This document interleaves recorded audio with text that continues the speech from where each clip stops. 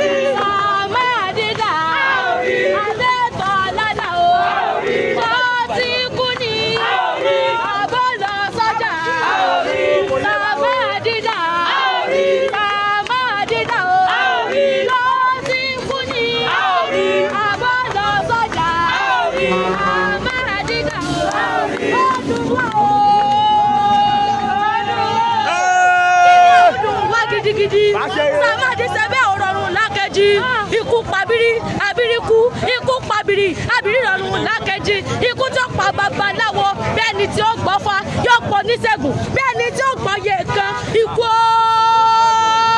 ikú dóró ìbájẹ́kùn gbọ́wọ́ ni àbá fún kú lọ́wọ́ ìbájẹ́kùn gbọ́bì ni àbá fún lọ́bì jẹ́ Samadi ti kú o Samadi ó ṣe bẹ́ẹ̀ ororun lákejì Samadi ó dùn wá o Samadi ṣe bẹ́ẹ̀ ororun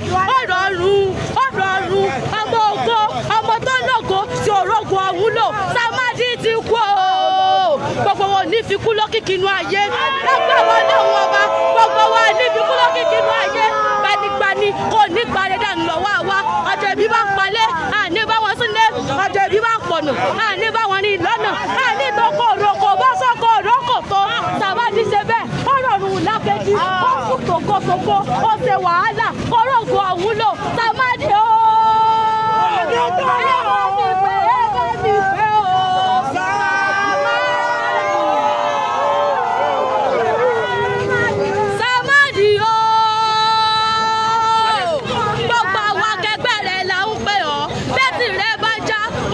Gbogbo ọmọ mọ fọyà ẹni rẹ àwọn ọmọ tẹjọ jẹkọ lídìí rẹ gbogbo wa kúkú kẹdùn ẹdẹkùtà lè oníkú ní ayé gbogbo wa kú lẹgbẹgbẹdà kú kò sẹ́ni tí ò ní rọrùn lákejì gbogbo wa lákú kò sẹ́ni tí ò ní kú kẹlẹdùnmọlẹ jọjọ jìnnà síra wọn ni Samadi o Samadi SANKU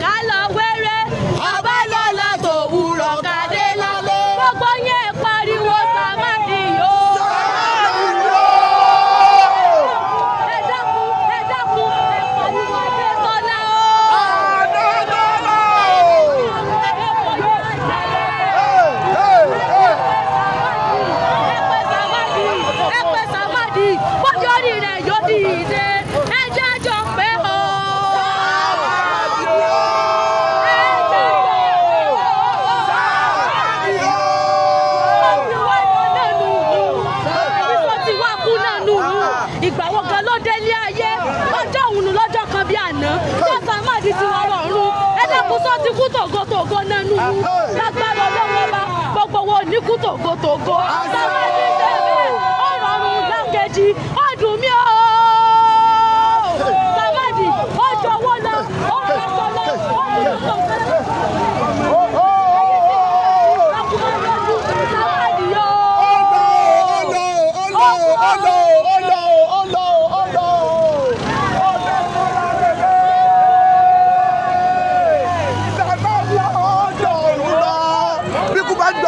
Fún lówó bí bá jọmọ àbá fún lọ́mọ Samadi o ẹ bá gbé.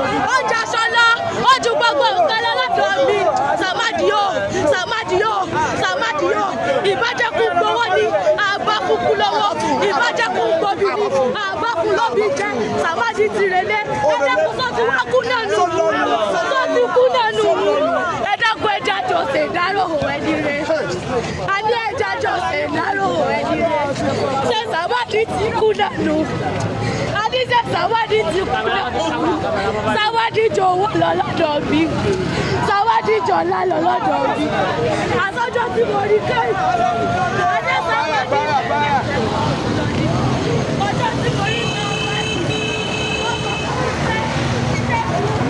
ọjọ́ alẹ́.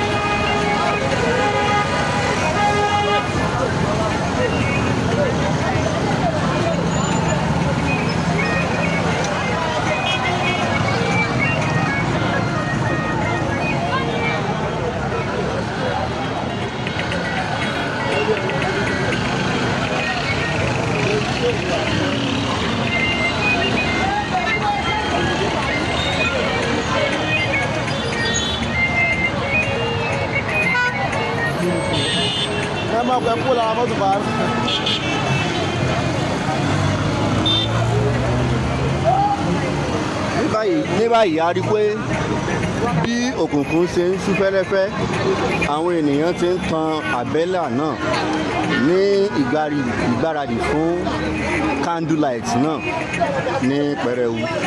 A sì tó rí wípé ṣe ni wọ́n mórí lé ọ̀nà pápá ìṣeré George Ine tó wà ní ìlú Ìlọrin fún alẹ́ àbẹ́là náà tí a mọ̀ sí candlelight. Ẹ bá ẹ̀sẹ̀ ń darapọ̀ mọ́ wa orí ìkànnì BBC Yorùbá la wà níbi tí àwọn ọ̀dọ́ ní ìlú Ìlọrin àti ní ìpínlẹ̀ Kwara ti para wọn ti kóra jọ tí wọ́n sì ń ṣe ìwọ́de ní ìdárò ẹni wọn tí ó lọ, èyí tí ń ṣe gbajúgbajà adẹ́nukosónú tí a mọ̀ sí Abdul Samad SANKU comedy.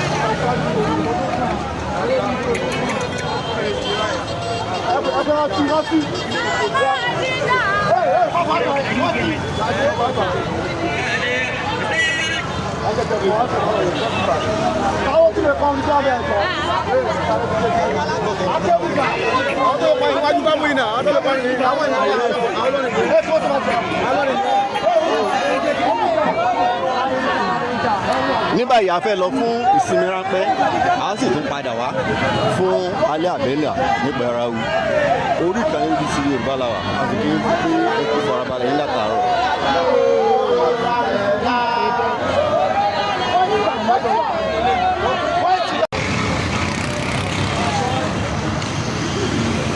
mo kí gbogbo ojú tó ń wò wá ìlú Ìlọrin ní BBC News Yorùbá wà báyìí níbi tí àwọn ọ̀dọ́ ti kóra wọn jọ tí wọ́n sì ń ṣe ìwọ́de fún ayẹyẹ alẹ́ àbẹ́là tí a mọ̀ sí candlelight fún gbajúgbajà adẹ́rìnpòṣónú nì èyí tí ó dolóògbé ẹni tí í ṣe Samad Adetona tí gbogbo ènìyàn mọ̀ sí SANKU comedy ẹ máa bá wa ká lọ.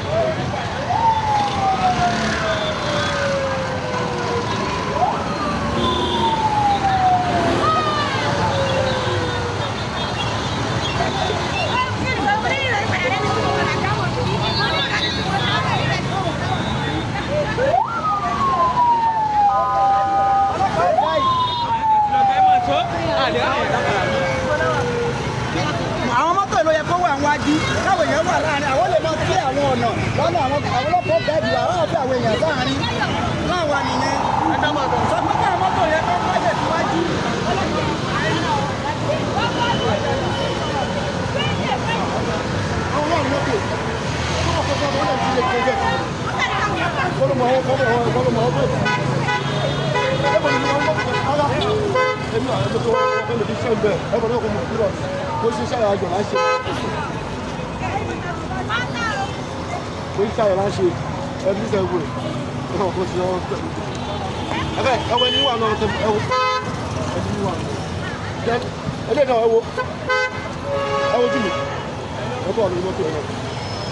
Finance.